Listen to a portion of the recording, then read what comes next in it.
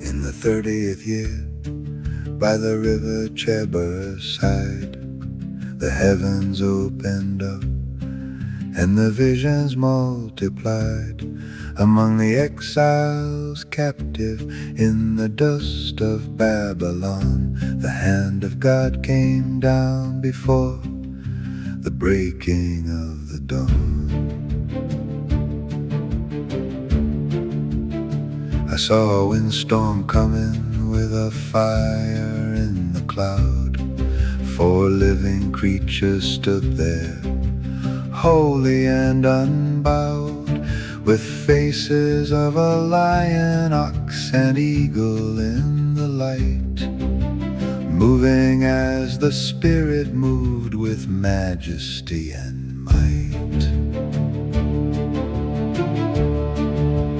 High upon a sapphire throne, a figure sat in state, with the appearance of a man, so holy and so great, surrounded by a rainbow and a brilliant amber glow. I fell upon my face, for it was more than I could know. Son of man, he said to me, stand up upon your feet. I'm sending you to Israel, a people of deceit. Eat this scroll of woe and let it in your spirit grow. It tasted sweet as honey in the valley down below. I sat among the exiles for 7 days and days, before the Lord appointed me to watch the city's ways. If you do not give warning when I say the soul shall die, the blood of all the wicked on your own hands will lie. He told me, take a clay brick and draw the city wall. Put up the siege and rams to show Jerusalem will fall. I lay upon my side to bear the weight of all their sin, while the judgment of the Father was ready to begin.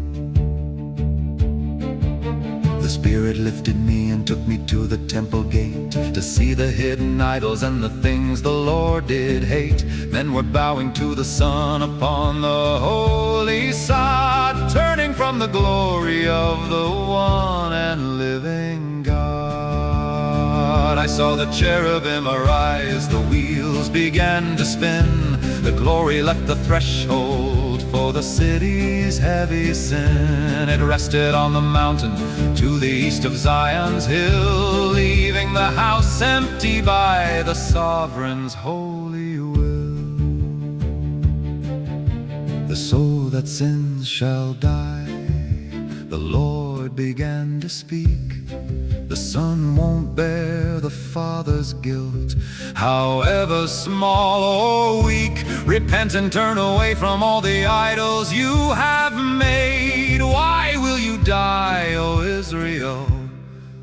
Do not be afraid. A messenger arrived and said the city has been ta'en. The temple was a ruin in the fire and the rain. My mouth was open wide and I was silent and no more, as I spoke of restoration at the valley's open door. The hand of God was on me and he led me to a plain, a valley full of bones that had been withered by the rain. Son of man, can these bones live? He asked me in the heat. I said, O sovereign Lord, you know if they will find their feet. Prophesy unto the bones, he commanded me to say, and as I spoke, the rattling sound began to lead the way. The tendons and the flesh appeared, the skin began to grow, but there was no breath within them in the valley down below.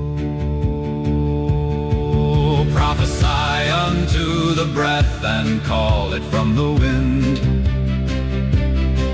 and life entered the body. bodies of the people who had sinned. They stood upon their feet, a vast and mighty host, the hope of every exile from the mountain to the coast.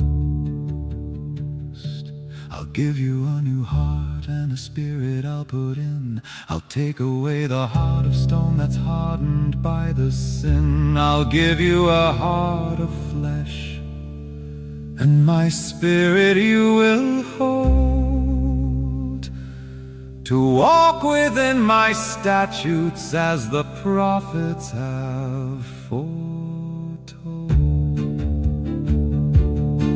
He showed me a new temple with a river at the door, deepening and widening across the desert floor. And the name of that great city from that day shall always be, the Lord is there, Jehovah Shammah, for all eternity.